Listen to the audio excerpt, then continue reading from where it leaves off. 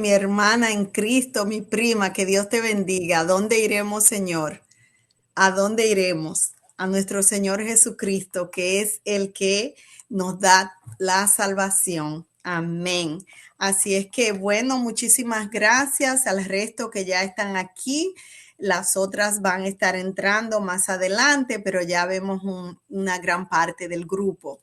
Así es que el Señor lo continúe bendiciendo. También le damos la bienvenida a cada semana a nuestros hermanos de Latinoamérica que nos ven por el canal de YouTube. Que el Señor les bendiga y los guarde, que Jehová te bendiga y te guarde, que Jehová haga resplandecer su rostro sobre ti y tenga de ti misericordia. Jehová alce sobre ti su rostro y ponga en ti mucha paz. Muchas gracias a nuestros hermanos, todos nuestros hermanos de Latinoamérica, que cada semana son fieles escuchando la clase. Les pedimos que sigan compartiendo para que podamos así seguir llevando la palabra de Dios. Amén.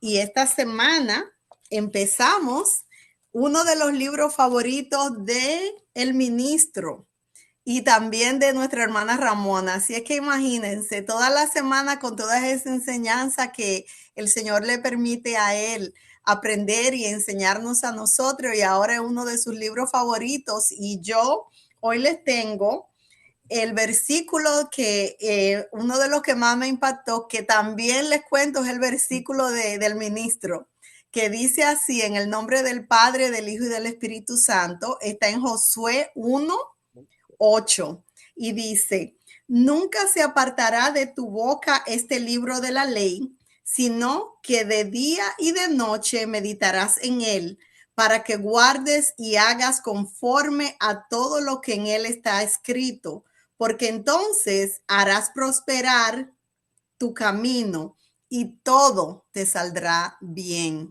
Amén. Ese versículo, el ministro le encanta, así es que ya ustedes saben, vamos a estar disfrutando de este manjar de enseñanza. Así que adelante, ministro, que Dios te bendiga.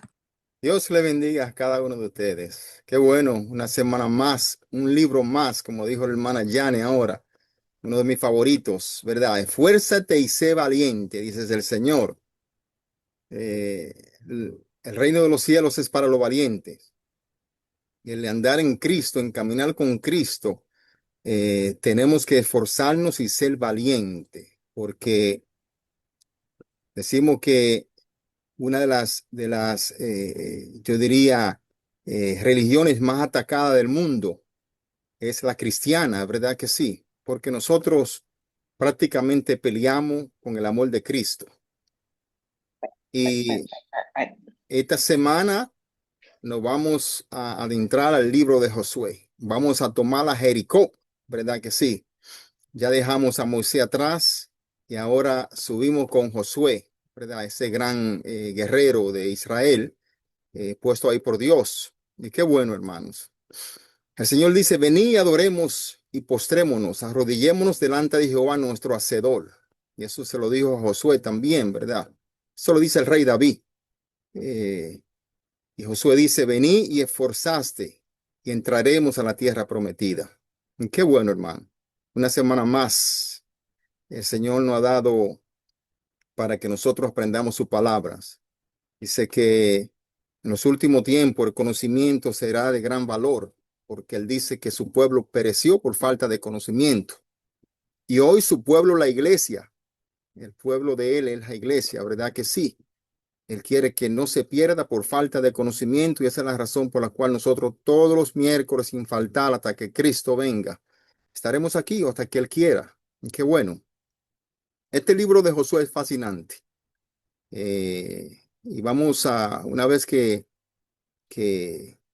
nos vayamos adentrando al libro, vamos a aprender cosas que, que solo el Espíritu Santo nos puede iluminar, a verla. Porque yo leo el libro una, dos, tres veces, y cada vez que leo el libro encuentro algo nuevo. Cada vez que leo el libro, el Espíritu Santo me muestra, me tira más a las profundidades de las Escrituras. Y qué bueno, hermano. Este libro fue escrito aproximadamente entre el año 1400 y 1300 antes de Cristo. Podríamos decir ahora mismo unos 3500, 3400, 3500 años atrás de la fecha de hoy. Y hoy estamos nosotros leyendo este libro, enseñando este libro, ¿verdad? Como dice el Señor, todo pasaremos. Moisés pasó, ya veremos que Josué va a pasar, pero él dice que su palabra será para siempre. Y ahí es que lo que tenemos que enfocar es en la palabra, porque eso es lo que tenemos. La palabra es el verbo y el verbo es Cristo que vino y habitó con nosotros. El libro de Josué no nombra explícitamente su autor, no lo nombra. Es muy probable que Josué, hijo de Nun, el sucesor de Moisés como líder sobre Israel, escribiera gran parte de este libro. La última parte del libro fue escrita por al menos una persona después de la muerte de Josué. También es posible que varias secciones fueran editadas y compiladas después de la muerte de él. El propósito de este libro aquí es narrar o proporcionar una descripción general de las campañas militares de la conquista, el área de la tierra que Dios había prometido a Abraham en aquel tiempo, ¿verdad? Dice que después del éxodo de Egipto y los subsecuentes 40 años de vagar en el desierto, ahora la recién formada nación dice que está lista para entrar a la tierra prometida, conquistar a los habitantes y ocupar aquel territorio. Y ahí está Josué al frente, ¿verdad? La descripción que tenemos aquí nos da abreviados y selectos detalles de muchas de las batallas, así como la manera en la que la tierra fue conquistada y la forma en que fue dividida en áreas tribales. El versículo clave o versículos clave de este libro serían esfuérzate y sé valiente. Esto lo vamos a leer a través del libro. El Señor le dice a Josué, esfuérzate y sé valiente, porque tú repartirás a este pueblo por heredad la tierra, dice, de la cual juré a sus padres que la darías a ellos. Y qué bueno, porque cuando el Señor jura algo, hace una promesa, Él la cumple. No importa lo que usted haga, Él la cumple. Entonces, aquí Él la está cumpliendo, no con Moisés, más bien con Josué, ¿verdad? Dice, solamente esfuérzate y sé muy valiente para que cuide de hacer conforme a todo lo que hay en la ley que mi siervo Moisés te ha dado. Vamos a aprender varias cosas de Josué. Un verdadero líder. Josué fue un verdadero líder. Y un verdadero líder es ante todo un servidor. Recordemos eso, como lo fue Josué. Un buen mentor puede forjar su destino, ¿verdad? Pero la verdadera fe implica obedecer a Dios, incluso cuando sus instrucciones no parecen tener sentido para nosotros humanos. Muchas veces las instrucciones del Señor no van a hacer sentido para nosotros, pero tenemos que ser como Josué, que se mantuvo ahí. ¿Okay? Y estas instrucciones están en este libro de la ley. Dice, no te aparte de ella ni a diestra ni a siniestra, para que sea próspero en todas las cosas que tú hagas. En todo lo que tú emprendas, sea próspero, como nos lo narras.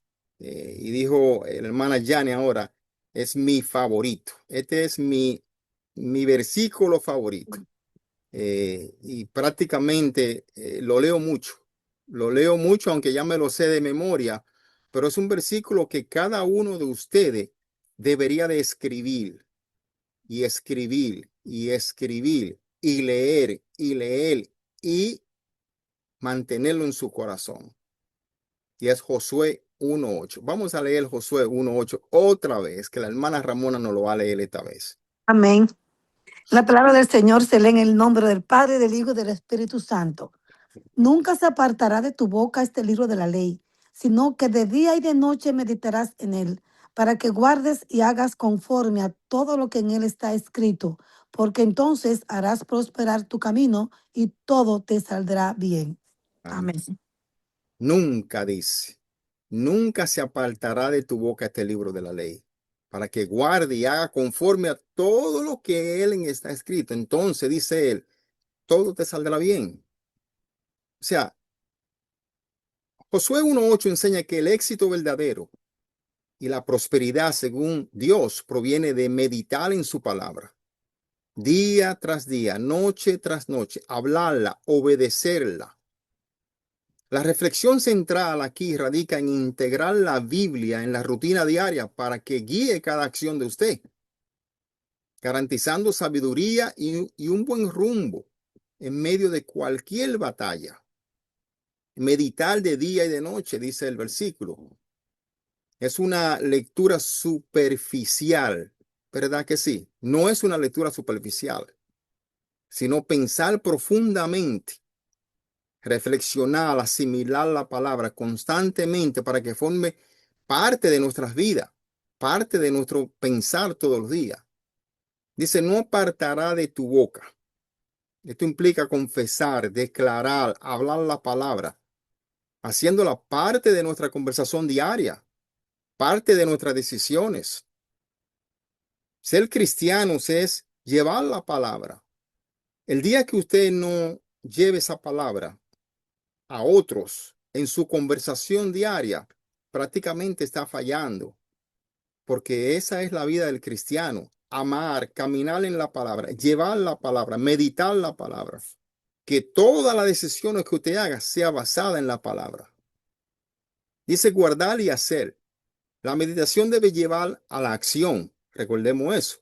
La obediencia práctica a lo escrito es lo que garantiza el éxito, más que el conocimiento intelectual. Recordemos eso. Porque si tomamos el conocimiento intelectual y no actuamos, no hacemos, no modelamos la palabra, no estamos en nada. Dice que la promesa de éxito, Dios asegura que al alinear nuestra vida con sus principios aquí, nuestros caminos serán prósperos y tendremos éxito en todo lo que emprendamos. El éxito bíblico es buscar cumplir el propósito de Dios, no necesariamente la acumulación material según el mundo, la acumulación de las cosas de Dios. Aquí Josué 1:8 invita a la inmensión total de la palabra en su corazón para vivir con Dios paso a paso, día tras día. Dice, mira que te mando que te esfuerces y sea valiente. No temas ni desmaye, porque Jehová tu Dios estará contigo en donde quiera que vayas. Ese es otro de los favoritos, otro de los versículos especiales de este libro, Josué 1, del 6 al 7. Vamos a leer 1 del 6 al 7, creo que la hermana Elena lo tiene por ahí. Amén. Y la palabra del Señor se lee en el nombre del Padre, del Hijo y del Espíritu Santo. Y dice así, esfuérzate y sé valiente, porque tú repartirás a este pueblo por heredad la tierra de la cual juré a sus padres que le daría a ellos. Solamente esfuérzate y sé muy valiente para cuidar de hacer conforme a toda la ley que mi siervo Moisés te mandó. No te aparte de ella ni a diestra ni a siniestra, para que seas prosperado en todas las cosas que emprendas. Amén. Amén y amén. Solamente esfuérzate, dices el Señor, y sé muy valiente. Ahora pues, teme a Jehová y servidle con integridad y verdad, dice él, y quitad de entre vosotros los dioses a los cuales sirvieron vuestros padres, al otro lado del río, como dice él, y en Egipto, y serví a Jehová. Es interesante como el Señor le habla a Josué en este libro. Dice, y si mal os parece servir a Jehová, escogeos hoy a quien sirváis. Y si a los dioses a quienes sirvieron vuestros padres, cuando estuvieron en el lado del río, o a los dioses de los amorreos en cuyas tierras habitáis. Pero, dice Josué, pero yo y mi casa serviremos a Jehová. Hacia Jehová. Exactamente. Ese es uno de los versículos favoritos también mío. Están tantos versículos bonitos que tiene este libro. Ese es un versículo que cada uno de nosotros como cristianos debería tener un cuadrito en su casa, a la entrada, que cada visita, cada persona que entra a su casa, lo primero que vea, pero yo y mi casa serviremos a Jehová. Y créanme que eso va a evitar muchas cosas, porque muchas personas que entran a su casa con otra agenda, una vez que vean eso, van a decir, wow, aquí hay alguien que sirve a Jehová. Y es interesante. Léanlo, grábenselo, porque yo y mi casa serviremos a Jehová. En aquel tiempo, y esto es como un déjà vu de lo que va a pasar en los últimos tiempos. En los últimos tiempos se le hará esa misma pregunta a aquellos que enfrenten al anticristo, aquellos que estén aquí. Se le hará esa misma pregunta: ¿a quién vos servirás? ¿A quién tú vas a servir? Entonces, escrito está: mi casa y yo y mi casa serviremos a Jehová. Josué 24, 14 y 15. Vamos a leer Josué 24, 14 a 15. La hermana Dianeri, creo que. La hermana Evelyn. Amén. Hermana Evelyn, ¿está preparada? Adelante, se está estrenando en el nombre de Jesús, adelante. Buenas noches. La palabra de Dios se lee en el nombre del Padre, del Hijo y del Espíritu Santo. Amén. Y si mal os parece servir a Jehová, escogeos hoy a quién serváis. Si a los dioses a quienes sirvieron vuestros padres cuando estuvieron al otro lado del río, o a los dioses de los amoreos en cuya tierra habitáis, pero yo y mi casa serviremos a Jehová. Amén. Amén. Yo y mi casa serviremos a Jehová. Esa fue la respuesta que dio Josué. Yo y mi casa serviremos a Jehová. Así es que tenemos nosotros, cada uno de nosotros, contestar. Pero yo y mi casa siempre serviremos a Jehová. Esto es un llamado aquí final de Josué a Israel para decidir a servir a dioses con integridad o a los dioses de los amorreos, abandonando la idolatría tras recordar las bendiciones divinas. La frase yo y mi casa serviremos a Jehová.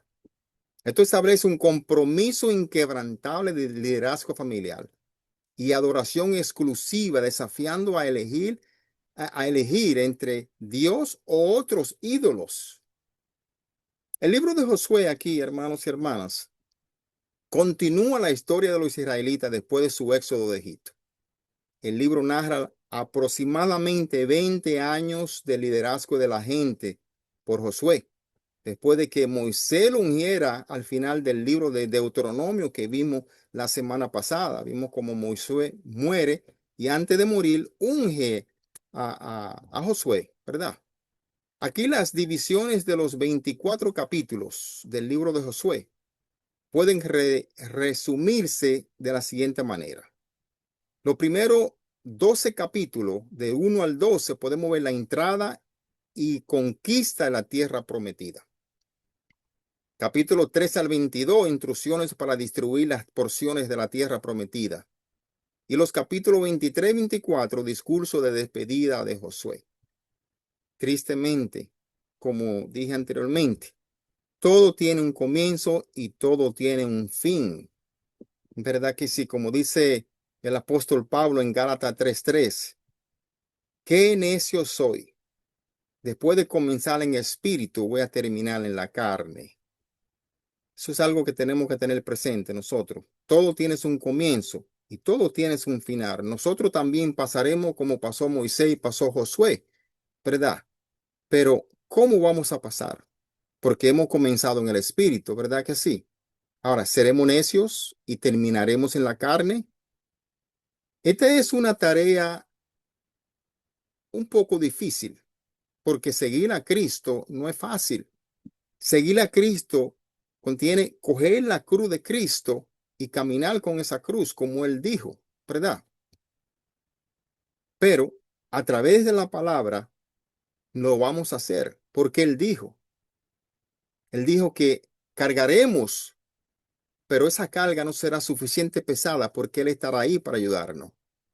Y gracias al Señor que lo hemos visto en la vida de nosotros, ¿verdad? Eh, Todos nosotros hoy en día estamos caminando en un desierto, porque este mundo es un desierto prácticamente. Pero el Señor está ahí con nosotros y estará ahí hasta el fin de los tiempos, ¿verdad que sí? Aquí en este libro también encontramos algunas referencias proféticas. La historia de Rahab, la ramera, y su gran fe en Dios de los israelitas, que esto le da un lugar junto a aquellos honrados por su fe. Es una gran historia y vamos a aprender muchísimo también de esa historia de Rahab, aquella ramera o prostituta, la cual vino a ser parte del linaje del Mesías. Porque como yo siempre he dicho, el Señor no busca poderosos, el Señor no busca inteligentes o sabios, no. El Señor busca persona humilde de corazón. Y eso vamos a ver aquí en este libro. La historia de Agal, un poquito de lo que pasó, de la cristofanía con Agal en aquel tiempo, ¿verdad que sí? Vamos a ver qué dice Hebreos 11:31 con referencia a Rahab. ¿Quién tiene Hebreos 11:31, Stephanie? Por la fe, Rahab, la ramera, no pereció juntamente con los desobedientes, habiendo recibido a los espías en paz. Amén. Por fe, Rahab, la ramera, no pereció. Hoy podemos decir lo mismo. Por fe nosotros nos pereceremos. Su historia, la historia de la gracia de Dios hacia los pecadores y la salvación, solo por fe será vencida. Pero aún más importante es el hecho de que por la gracia de Dios, ella llegó a formar, como dije anteriormente, parte de la línea mesiánica, como lo narra Mateos 1:15, ¿verdad? Este versículo aquí conecta la línea genealógica de David con José, el esposo de María, y establece legalmente a Jesús como el heredero legítimo del trono de Israel, cumpliendo todas las promesas mesiánicas habladas. Uno de los rituales ceremoniales de Josué 5 encuentra su perfecto cumplimiento en el Nuevo Testamento también. Los versículos 1 y 9 describen el mandamiento de Dios aquí, de que aquellos que nacieron en el desierto fuesen circuncidados cuando entraran en la tierra prometida. Dice que al hacerlo, Dios quitó lo oprobio de Egipto. Sí, quitó lo oprobio de ellos, significando que Él lo limpiaba de los pecados de su vida anterior. Esto simboliza la eliminación definitiva de la vergüenza, la esclavitud y la deshonra de su pasado servil en Egipto, marcando el inicio de su identidad como un pueblo libre aquí de Dios al entrar a la tierra prometida. Esto nos lo narra Colosenses 2 del 10 al 12. Vamos a leer Colosenses, creo que la hermana Rocío lo tiene. Necesito que la hermana Yadira me ayude, que Rocío creo que está afuera. Amén. Dios le bendiga a todos. La palabra del Señor se lee en el nombre del Padre, del Hijo y del Espíritu Santo. Y vosotros estáis completos en Él, que es la cabeza de todo principado y potestad. En Él también fuisteis circuncidados con circuncisión no hecha a mano, al echar de vosotros el cuerpo pecaminoso carnal en la circuncisión de Cristo, sepultado con Él en el bautismo en el cual fuiste también resucitado con Él, mediante la fe en el poder de Dios que le levantó de los muertos. Amén. En la circuncisión que no es hecha de mano, sepultado con Él, también resucitado con Él, dice, por el Dios que le levantó de los muertos. Wow. Esto describe a los creyentes aquí, a nosotros los creyentes, como siendo circuncidados en sus corazones por Cristo. por el mismo Cristo, no alguien más, no Josué, no Moisés, por quien hemos quitado la naturaleza del pecado de nuestra vida anteriores sin Cristo. Aquí Dios establece ciudades de refugios para que aquellos que hubieran matado accidentalmente a alguien pudiesen vivir ahí sin temor a represalias, ¿verdad? Como leímos la semana pasada. Ahora, aquí vemos que Cristo es nuestro refugio a quien hemos acudido para asirnos de la esperanza puesta delante de nosotros, ¿verdad que sí? Él es nuestra ciudad de refugio, como nos lo narra aquí Hebreos 6:18. Vamos a leer Hebreos 6:18. La hermana Amén. Yadira también. Oh, la Amén. hermana Rocío está por ahí. Amén. Y la palabra se lee en el nombre del Padre, del Hijo y del Espíritu Santo. Para que por dos cosas inmutables, en las cuales es imposible que Dios mienta, tengamos un fortísimo consuelo los que hemos acudido para asirnos de la esperanza puesta delante de nosotros. Amén. Amén. Amén y amén. Fortísimo, dice, para que tengamos un fortísimo consuelo, lo que hemos acudido para asirnos de la esperanza nuestra delante de nosotros. ¿Qué busca hacer, Señor, con circuncidar nuestros corazones? Él busca que seamos kamikazes de la palabra. Si nos vamos a la historia de la Segunda Guerra Mundial, estudiamos y vemos ese nombre kamikaze. Salió de los pilotos japoneses, donde dice que ellos se preparaban para la última misión. Y esa misión era no regresar más. O sea, la bala eran ellos. Ellos se estrellaban contra el objetivo y no regresaban. Ellos se preparaban. En sentido espiritual, Dios, Cristo quiere que nosotros seamos kamikazes de la palabra. Que creemos esa fundación de la palabra sólida, donde no vamos a retroceder, donde no vamos a mirar atrás. Recordemos lo que dice Lucas 9:62. Dice, Jesús le dijo, ninguno que poniendo sus manos en el arado mira hacia atrás es apto para el reino de Dios. Y ese versículo ahí nos dice claramente que una vez que nosotros comenzamos esta tarea, esta misión de Cristo, que tomamos el conocimiento de la palabra, no debemos de mirar hacia atrás. Jamás, siempre al frente. Y un gran ejemplo nos lo da durante esa gran destrucción de Sodoma y Gomorra, cuando los ángeles le dijeron, no, no miren hacia atrás. Sin embargo, la esposa de Lot miró hacia atrás y se convirtió en una estatua de sal. O sea, una vez que nosotros abrimos este camino, creemos en Cristo, creamos la fundación de la palabra, no hay hacia atrás, hermanos. No hay, solo al frente. No podemos mirar hacia atrás. Y eso es lo que Cristo busca. Y Josué es un gran ejemplo de eso, porque Josué estuvo ahí siempre. Josué nunca dijo no a Moisés. Estuvo ahí detrás de ese líder, sin mirar hacia atrás. ¿Ok?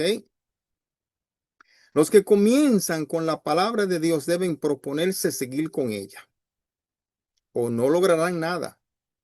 Mirar hacia atrás lleva a retroceder, recordemos eso, y retroceder lleva a la perdición.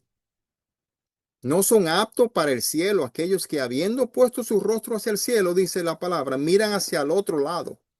Pero aquel, y solo aquel que persevere hasta el fin, será salvo.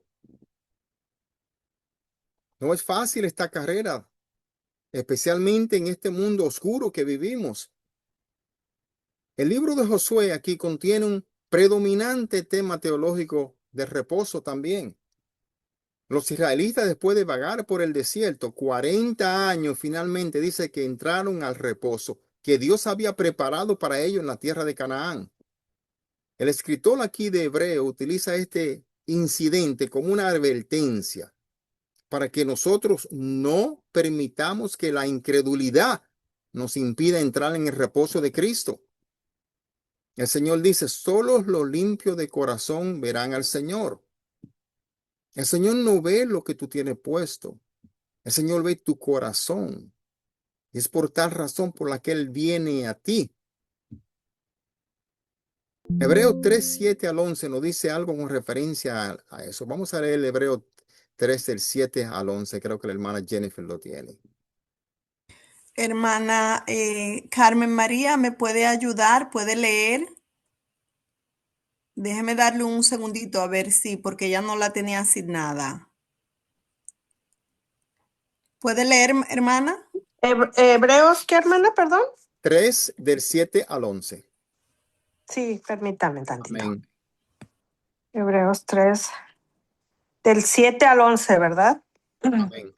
Amén. Dice, por lo cual, como dice el Espíritu Santo, si oyeres hoy su voz, no endurezcáis vuestros corazones como en la provocación, en el día de la tentación en el desierto. Amén. Amén. Siga leyendo. Hasta el 11, léame. Oh, perdón. Y dice, a causa de los cual me disgusté contra esa generación y dije, siempre andan vagando en su corazón y no han conocido mis caminos. Por tanto, juré en mi ira, no entrarán en mi reposo. Amén. Amén. Gracias, hermana. Gracias. Como dice el Espíritu Santo, si oyereis hoy su voz, no endurezcáis vuestros corazones. El Señor pone énfasis en el corazón. ¿Y por qué pone él tanto énfasis en el corazón? Porque Él dice que del corazón mana la vida, pero también mana la muerte. Entonces, tenemos que mantener ese corazón. Hebreos 3, aquí del 7 al 11, es una advertencia urgente a no endurecer el corazón ante la voz de Dios, usando el ejemplo de la rebelión de Israel en el desierto. También el Salmo 95 nos dice, si oyereis hoy su voz, no endurezcáis vuestros corazón como en Meribá, dice el rey David aquí en ese salmo. Exhortar a los creyentes a mantener la fe y la obediencia, dice hoy, evitando la incredulidad que impide entrar en el reposo o la salvación prometida por Dios, porque aquel que no tenga un corazón limpio no entrará en el reposo de Cristo. Algunas veces tenemos que actuar como tontos, ¿verdad que sí? Lleno de templanza y de mansedumbre, para nosotros poder caminar en el camino de Cristo, porque sin templanza y sin mansedumbre vamos a hablar cosas y vamos a decir cosas y el corazón se va a llenar de cosas que no le pertenecen a Dios. Uno de los versículos clave del libro de Josué, como mencioné anteriormente, es 1:8. Como leímos, ¿verdad? Nunca se apartará de tu boca este libro de la ley, sino que de día y de noche meditarás en él y guardarás todo lo que en él está escrito. Entonces todos tus caminos te conducirán a Cristo. Si lo podemos cambiar un poquito, ¿verdad que sí? El Antiguo Testamento está repleto de historias, hermanos y hermanos, de cómo la gente se olvidó de Dios y su palabra y sufrió terribles consecuencias. Hoy es lo mismo y pasará lo mismo. Para el cristiano, la palabra de Dios es lo que nos mantiene vivos. Si la descuidamos, nuestras vidas sufrirán las consecuencias. Ese es el guía, el timón de nuestro barco. Si adoptamos de corazón el principio expresado aquí en el capítulo 1, versículo 8, hermanos y hermanas, estaremos completos y preparados para ser usados en el reino de Dios. Y encontraremos que las promesas de Dios en Josué 1, 8, 9 serán también vuestras. Nunca olvide este libro de la ley como lo relata el apóstol Pablo en 2 de Timoteo 3:16, 3:17. Vamos a leer ese versículo. 2 de Timoteo lo tiene la hermana Mercedes. Amén. La palabra se lee en el nombre del Padre, del Hijo y del Espíritu Santo. Toda la escritura es inspirada por Dios y útil para enseñar, para redarguir, para corregir, para instruir en justicia, a fin de que el hombre de Dios sea perfecto, enteramente preparado para toda buena obra. Amén. Amén. Para redarguir, para corregir, para instruir, enteramente preparado para toda buena obra. Es exactamente lo que dice Josué 1:8. Nunca se aparte de ti este libro de la ley. Medita todos los días, léelo. Pídele al Espíritu Santo que te ayude a entender. Josué es un perfecto ejemplo de los beneficios de un valioso mentor. Por años, él permaneció junto a Moisés. Dice que él observó a Moisés mientras seguías a Dios de una manera casi perfecta. Él aprendió de Moisés a orar de una manera personal, a buscar a ese Dios verdadero. Aprendió cómo obedecer a través de los ejemplos de Moisés. Aparentemente, Josué también aprendió el ejemplo negativo que le costó a Moisés el gozo de no entrar a la tierra prometida. ¿Sí? Si está escuchando este mensaje ahora mismo, hermanos y hermanas, tú eres un mentor. Alguien en alguna parte te está observando.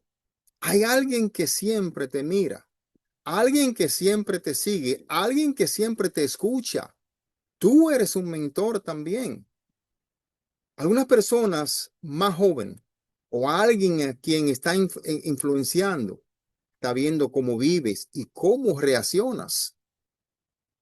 El Maestro Jesús dice, si me amas, guardas mis mandamientos, vives mi mandamiento, modelas mi mandamiento, ¿verdad? Esa es la vida de un buen cristiano, ser un buen mentor para otros, pero no solamente en el hablar, sino en modelar a Cristo en todo. ¿Sí? Alguien está aprendiendo de ti hoy en día, alguien te mira. ¿Sí? El día pasado yo iba entrando al templo y me sorprendí mucho porque un niñito de 5 años, 6 años creo que tiene, me mira y me llama por mi nombre completo. Digo, wow, ¿cómo tú sabes mi nombre completo? Y después yo le pregunto al padre, le digo, mira, tu niño de tan pequeñito me llamó tan claro por mi nombre completo. Y me dice él, ¿tú sabes por qué? Porque así es que yo te llamo. Cuando yo te llamo por por tu nombre completo y él ha copiado de mí. Eso pasa muchos con nuestros hijos, con nuestros nietos, que viven mirando y observando lo que nosotros hacemos, qué decimos, cómo actuamos, cómo miramos, y son esponjas, somos mentores para ellos. Es por tal razón por la cual tenemos que modelar la palabra del Señor siempre. Sí. El ejemplo es mucho más que las palabras, hermano, mucho más que las palabras mencionadas por un mentor. Tu vida entera está en exhibición. A Josué se lo conoce aquí como uno de los mejores mentores. ¿Sí? Josué es considerado como uno de los más grandes líderes militares de la Biblia también, por liderar los 7 años de la conquista de la tierra prometida. Y a menudo aquí se presenta como un modelo para el liderazgo y una fuente de aplicación práctica sobre cómo ser un buen líder efectivo, cómo ser un buen mentor. Y aquí vamos a ver su vida desde una perspectiva bíblica. Vamos a ver qué aprendemos de ese muchacho que creció siguiendo a Moisés y nunca miró hacia atrás. Se mantuvo ahí.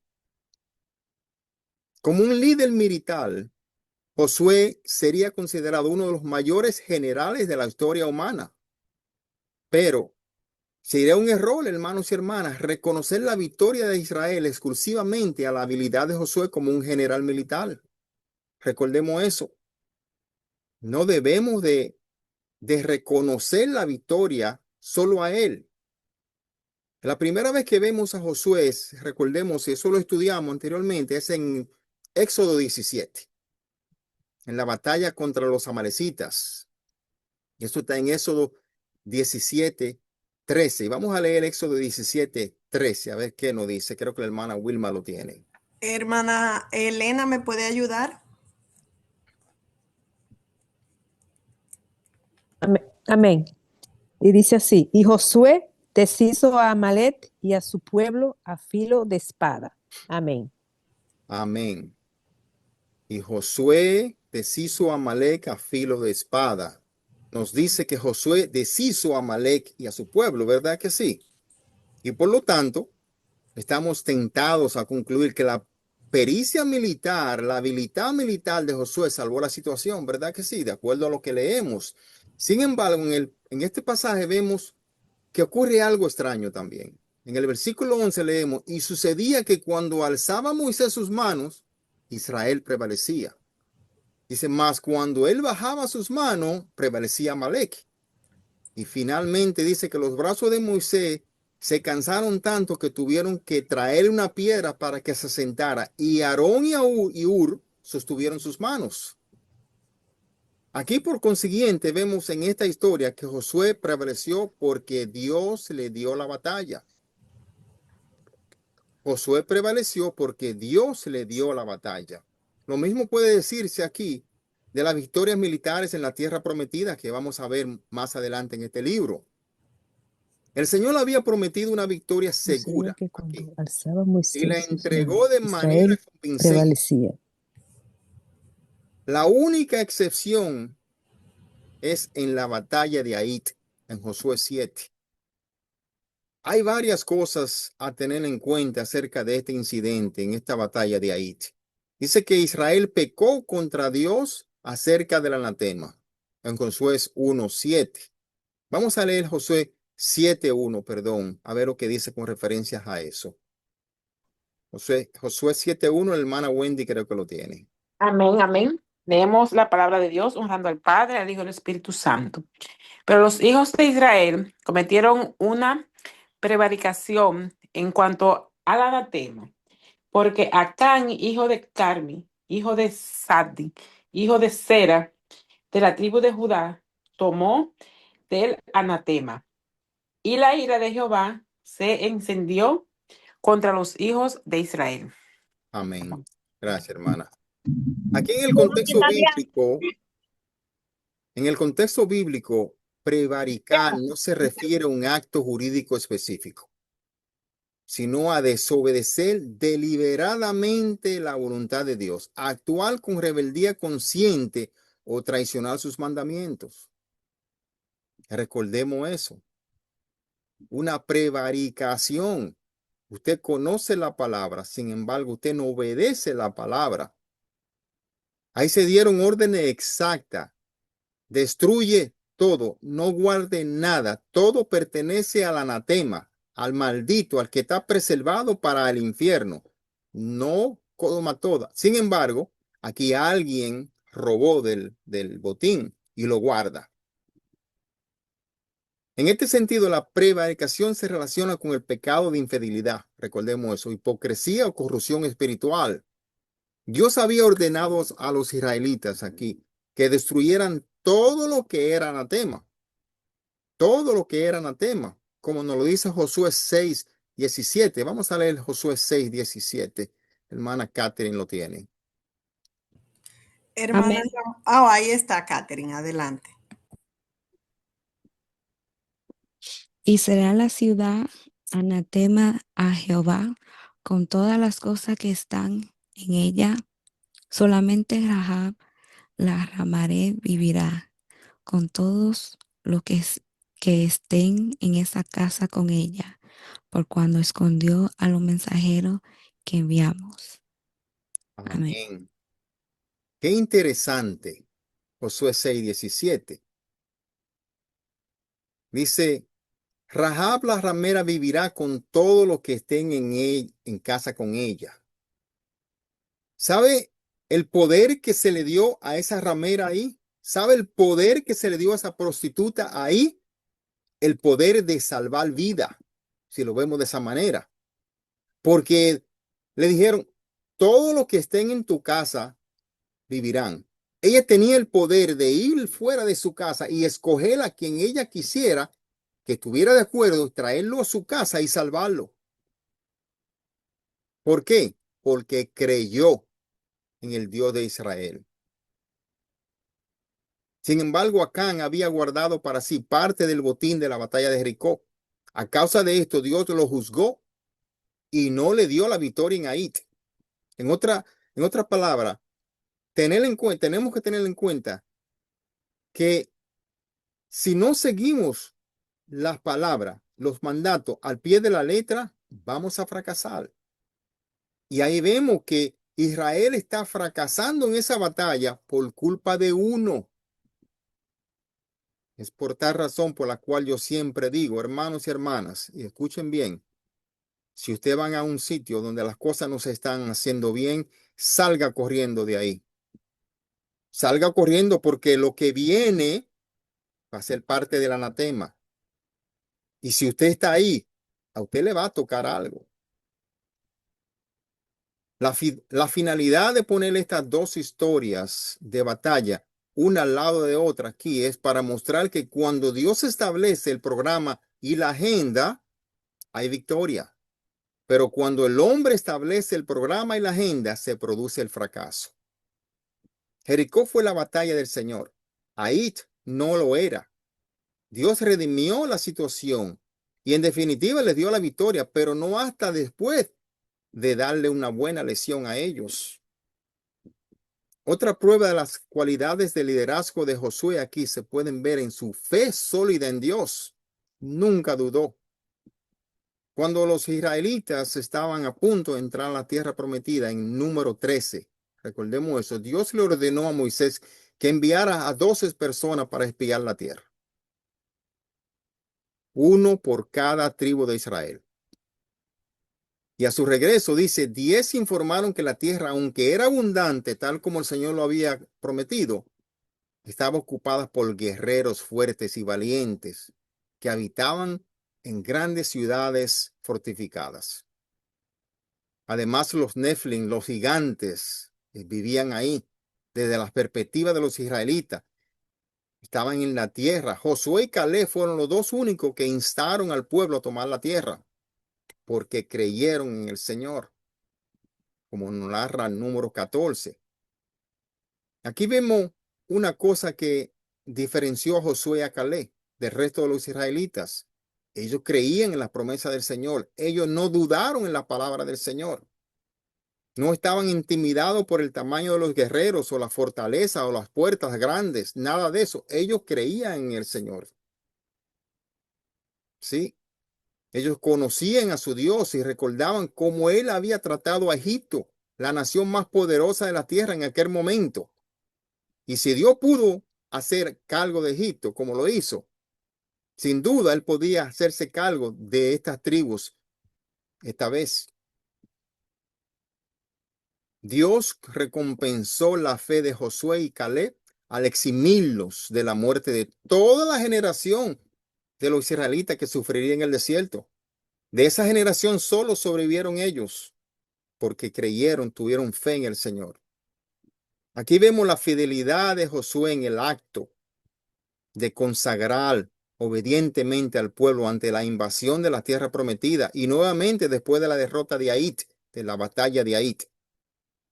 Pero nada más evidente, hermanos y hermanas, es la fidelidad de Josué, expuesta al final del libro que lleva su nombre, cuando se reúne con el pueblo una última vez y narra las hazañas de Dios a favor del pueblo. Era un doble de Moisés prácticamente. Sí. Dice que después de aquel discurso, Josué exhorta a la gente a abandonar sus ídolos y a permanecer fieles al pacto que Dios hizo con ellos en el monte Sinaí, diciendo, y si mal os parece servir al Señor, escogeos hoy. ¿A quién sirváis? ¿A los dioses a quienes sirvieron vuestros padres cuando estuvieron al otro lado del río, a los dioses de los amorreos en cuyas tierras habitáis? Pero yo y mi casa, dice Josué, serviremos al Señor. Josué 24:15. Vamos a leer Josué 24:15. La hermana Evelyn lo tiene.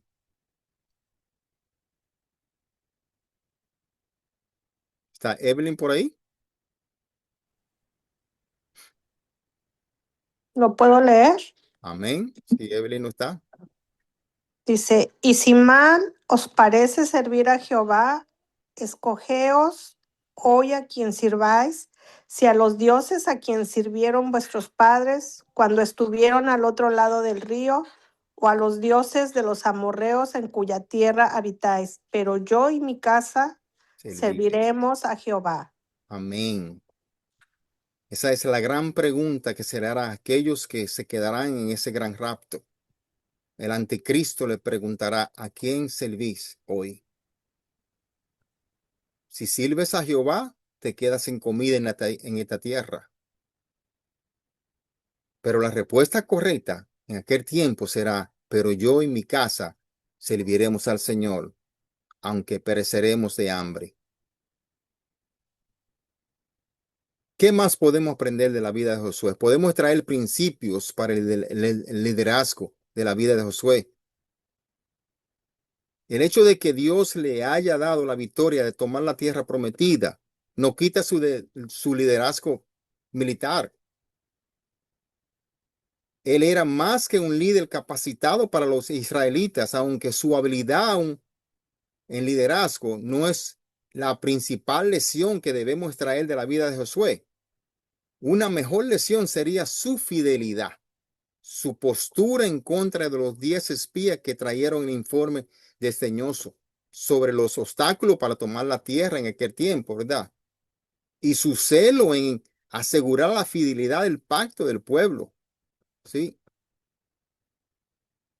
Pero incluso, hermanos y hermanas, su fe no fue perfecta. Su fe tampoco fue perfecta porque no somos perfectos. Está el hecho de que Josué envió espías a Jericó, aunque Dios había garantizado la victoria. Y luego está la presunción que exhibió en la batalla de Ait. La principal lección aquí que podemos sacar de la vida de Josué es que Dios es fiel a sus promesas. Dios es fiel a sus promesas. Y el fin de Dios, nadie lo cambia. Porque en aquel tiempo le dijo el Señor a Moisés: Moisés, háblale a la peña y la peña brotará agua. Sin embargo, el Moisés no le habló a la peña, golpeó a la peña, pero el fin de Dios fuese el mismo. La peña brotó agua. Dios le prometió a Abraham que sus descendientes habitarían en la tierra. Y bajo Josué, Dios trajo el pueblo a la tierra que le había prometido. Este hecho completó la misión de redención aquí, que Dios comenzó con Moisés al sacar a Israel de Egipto. ¿Sí? También es una tipología aquí que apunta a la redención final que Jesús trae a la comunidad de la fe, a nosotros los cristianos. Al igual que Moisés, Jesús nos liberó de la servidumbre y de la esclavitud del pecado. Y al igual que Josué, Jesús nos llevará a la tierra prometida y al reposo eterno, que es esa gran Jerusalén, ¿verdad? Como nos hablas aquí, Hebreos 4 del 8 al 10. Vamos a leer Hebreos 4 del 8 al 10. La hermana Sandra lo tiene. Amén. Bendiciones para todos. La palabra será en el nombre del Padre, del Hijo y del Espíritu Santo. Amén. Porque si Josué les hubiera dado el reposo, no hablaría después de otro día. Por tanto, queda un reposo para el pueblo de Dios. Porque el que ha entrado en su reposo también ha reposado de sus obras, como Dios de las suyas. Amén. Por tanto, queda un reposo para el pueblo de Dios. Ese es nuestro reposo. Esto explica que el descanso prometido a Israel no fue plenamente alcanzado con Josué en Canaán, pues queda un reposo espiritual superior para el pueblo de Dios, superior a aquel. Y este reposo aquí implica cesar de los propios esfuerzos por salvación, para descansar en las obras terminadas de Cristo, tal como Dios reposó en la creación. Aquí el autor aclara que si Josué hubiera dado el descanso definitivo al entrar a la tierra prometida, el rey David no habría hablado siglos después de ese otro reposo. Y esto demuestra que el descanso de Canaán era solo una sombra de lo que va a venir en el futuro.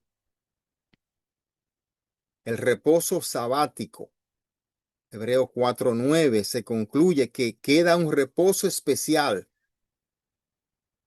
para el pueblo de Dios. No se refiere a un día de la semana, sino al descanso espiritual eterno que se encuentra en la gracia de Dios y que supera la observancia ceremonial del Shabbat. ¿Sí? Uno de los puntos claves, hermanos y hermanas, creo que todavía tenemos tiempo, que nos ayudará a entender este libro de Josué, es la cristofanía que vemos en este libro. Es la cristofanía que vemos en este libro. Recordemos que siempre pongo énfasis que cuando estudiamos un libro y no encontramos a Cristo en el libro, regresemos, porque Cristo está en todos los libros. Y aquí vemos a lo que podemos llamar la séptima cristofanía. Ahora, una cristofanía es una aparición de Cristo como hombre antes de él venir a este mundo. Eso es lo que es una cristofanía. Es la aparición del ángel del Señor como hombre, visible, palpable. Y aquí vemos una, que esto no va a cambiar la forma de cómo entendemos este libro. El capitán del ejército del Señor, Josué 5, del 13 al 15. Vamos a leerlo. ¿Quién lo tiene por ahí? Hermana Yadira. Amén, amén. Josué y el varón con la espada desenvainada. Estando Josué cerca de Jericó, alzó sus ojos y vio un varón que estaba delante de él, el cual tenía una espada desenvainada en su mano. Y Josué, yendo hacia él, le dijo: ¿eres de lo nuestro o de nuestros enemigos? Él respondió: no, mas como príncipe del ejército de Jehová he venido ahora. Entonces Josué, postrándose sobre su rostro en tierra, le adoró y le dijo: ¿qué dice mi señor a su siervo? Y el príncipe del ejército de Jehová respondió a Josué: quita el calzado de tus pies, porque el lugar donde está es santo. Y Josué así lo hizo. Amén. Amén.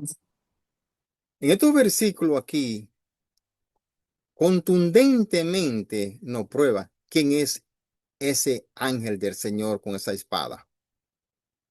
Dice, mas como príncipe del ejército de Jehová he venido ahora. Entonces dice, Josué postrándose sobre su rostro en tierra le adoró. Y le dice, ¿qué dice mi señor a su siervo? Quita el calzado de tus pies, porque el lugar donde está santo es. Son palabras que hemos escuchado antes en clases anteriores, desde Génesis, la salsa ardiendo, ¿verdad que sí? La primera aparición del ángel del Señor en toda la Biblia no ocurre a Abraham, no ocurre a Moisés, no ocurre a los grandes profetas, ocurre a una esclava egipcia que huye sola al desierto. El contexto de Agar, aquí, la sierva de Sara, que ha quedado embarazada de Abraham por iniciativa de la propia Sara, que no podía concebir, ¿verdad? Como estudiamos anteriormente en Génesis. Dice que cuando Agar comienza a menospreciar a su señora Sara, la trata mal, y Agar huye al desierto, sola, embarazada, sin agua, sin destino, y ahí junto a una fuente de agua en el camino, dice la palabra, le halló el ángel del Señor junto a una fuente de agua en el desierto. Y lo que sigue es extraordinario. El ángel del Señor habla con Agar, le da instrucciones específicas, le hace una promesa sobre su hijo, que tiene el formato exacto de la promesa del pacto. Dice lo siguiente, multiplicaré tu descendencia de que no podrá contarse por multitud. Y Agar responde con algo que ningún texto bíblico atribuye a una interacción con un ángel ordinario. Le pone un nombre ahí. A Dios. Tú eres el Dios que me ve, dice ella, el Roi. En hebreo, el que me ve, y el texto dice que ella llamó el nombre de aquella fuente del pozo viviente, el pozo viviente, que me ve. Hay dos señales en este texto que los comentaristas apuntan como distintiva de una cristofanía. una aparición de Cristo en aquel tiempo. Primero, el ángel del Señor habla en la primera persona como Dios. Yo multiplicaré, dice. Un mensajero habla en nombre de otro. Este habla por sí mismo. Segunda, Agar entiende que ha visto a Dios y sigue viva. ¿No he visto también aquí al que me ve?, dice ella. Ve una reacción que es en el Antiguo Testamento. Está reservada para los encuentros con la presencia divina. Otra cosa que vemos aquí es algo que le pasó al apóstol Juan. Y vamos a leerlo en Apocalipsis 22, del 8 al 9. ¿Quién tiene Apocalipsis 22, del 8 al 9? La hermana Glenis está por ahí, que me lo lea. Buenas noches, Dios me lo bendiga. La palabra dice así: yo, Juan, soy el que oyó y vio estas cosas, y después que las hube oído y visto, me postré para adorar a los pies del ángel que me mostraba estas cosas. Pero él me dijo: mira, no lo hagas, porque yo soy consiervo tuyo, de tus hermanos, los profetas, y de los que guardan las palabras de este libro. Adora a Dios. Amén. Amén. Dice, me postré para adorar a los pies del ángel que me mostraba estas cosas. Pero él me dice, mira, no lo hagas porque yo soy consiervo tuyo. Yo soy igual que tú. Sin embargo, cuando leemos en Josué, dice que Josué se postra. Se postra ¿Y delante de cómo lo Dios. vamos a subir? En ese momento, no se le reprocha como se le reprochó a Juan. No te postre. Sin embargo, Josué se postra delante de Cristo ahí. El ángel dirige la adoración de Juan, enfatizando que solo Dios es digno de ella. Aquí se identifica como consiervo de los creyentes, los profetas. Hay una frase de Jesús en el Evangelio de Juan que durante años leí sin entender todo su peso. Los fariseos le estaban interrogando sobre Abraham, intentando desacreditarle, señalando que Abraham era superior a él en edad y en historia, ¿verdad? Y Jesús le responde algo que produce un silencio absoluto. Dice, antes que Abraham fueses, yo soy. Antes que Abraham fuese, yo soy. Vamos a leerlo. Juan 8:58. Creo que la hermana Iri lo tienes. La última lectura de esta lección.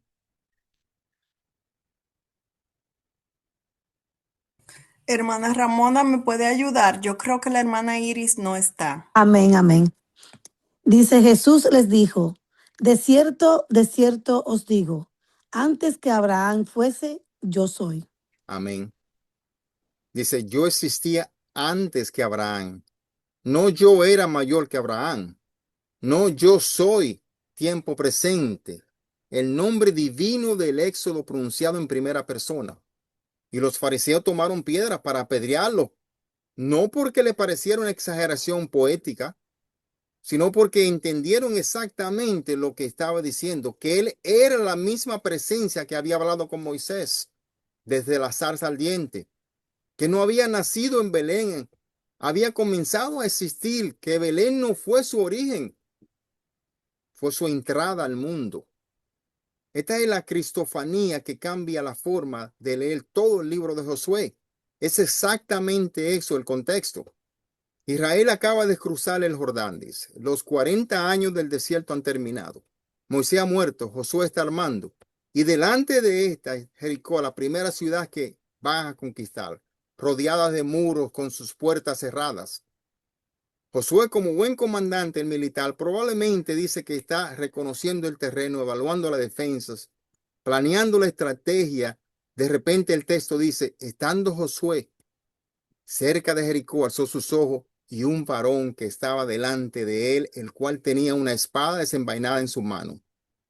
Un varón, un varón, un hombre con una espada, una cristofanía, el príncipe del ejército del Señor. Sí, dice que Josué no huye, no se postra, se acerca y le pregunta directamente, ¿eres de los nuestros o de los enemigos? La respuesta es la que no esperaba ningún lector del texto. Dice, no, mas como el príncipe del ejército del Señor, estoy aquí. No, un ángel enviado por Dios. No, el príncipe del ejército del Señor mismo. Y Josué hace exactamente lo que hizo Gedeón al reconocer quién era en aquel tiempo, cuando el Señor se le apareció a Gedeón. Dice, se postra delante de él. Entonces Josué, postrándose sobre su rostro, dice, en tierra le adoró y le dijo, ¿qué dice mi Señor a su siervo? Aleluya. Esto nos va a abrir las puertas. ¿Cómo vamos a entender este libro? Aquí la respuesta sella la identidad de esta figura con precisión exacta, hermanos y hermanas. Quita el calzado de tus pies porque el lugar donde está, santo es. La misma palabra exacta que el ángel del Señor dijo a Moisés desde la zarza ardiente. La misma instrucción, el mismo lugar santo, la misma presencia. ¿Sí? Porque donde Dios está, el santo, el entorno es santo. Quita la sandalia de tus pies. ¿Por qué esta cristofanía cambia la lectura del libro de Josué? Porque lo que Josué describe justo antes de la conquista es que él no es el comandante de la campaña. El comandante real ya está sobre el terreno. La espada desenvainada en la mano del príncipe del ejército del Señor es quien va a ganar la batalla. No son las trompetas de Josué, no los muros que caen, no la estrategia militar. Es el príncipe del Señor con su espada desenvainada. Josué es un capitán humano aquí, bajo las órdenes del príncipe eterno. Y esto implica la naturaleza completamente antinatural de la conquista de Jericó, hermanos y hermanas. Marchar alrededor de los muros en silencio durante 7 días, tocar trompeta, gritar y los muros caen, no es una estrategia militar. Es una demostración de que la batalla pertenece al príncipe del ejército, no de un ejército humano, en el cual debemos nosotros de confiar en nuestras batallas, así como lo hizo Josué. Y esto cambia todo en cuanto a cómo vemos este libro, hermanos y hermanas. Este libro es tremendo y nos vamos a gozar. La semana que viene continuaremos y nos entraremos a los capítulos del 1 al 5. Sé fuerte y valiente, porque yo estaré contigo. El ángel del Señor está en nuestras batallas. Aunque no lo veamos hoy en día, Él está ahí con su espada defendiéndonos. Hermanos y hermanas, Dios lo bendiga. Vamos a dejarlo hasta ahí. Son las 8:17. Excúsenme, me pasé un poquito, pero el tiempo es de Dios. Hasta la próxima semana, que Dios lo acompañe y lo cuide en estos próximos días. Gracias una vez más. Amén, amén, ministro, y que Dios te continúe bendiciendo grandemente con toda esa sabiduría, inteligencia de nuevo para compartir su palabra por gracia como por gracia la recibes. Que Dios te siga bendiciendo a ti, a tu familia.